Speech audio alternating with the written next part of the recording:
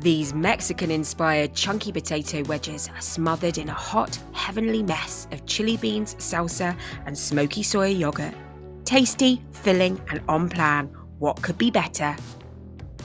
Parboil the wedges for around 7 to 8 minutes, then drain and tip into a non-stick baking tray. Spritz with low-calorie cooking spray, season, and cook in a hot fan oven 200 to 220 degrees C or gas mark 7 for 25 minutes. While they're cooking, make the salsa. Deseed and slice 4 tomatoes and mix with 1 red onion, a garlic clove, fresh coriander, and lime zest and juice.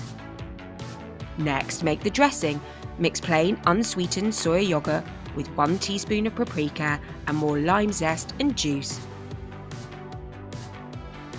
When the wedges are ready, warm a can of mixed beans and chili sauce and pour over. Load up with salsa, yogurt, and thinly sliced spring onions and dive in.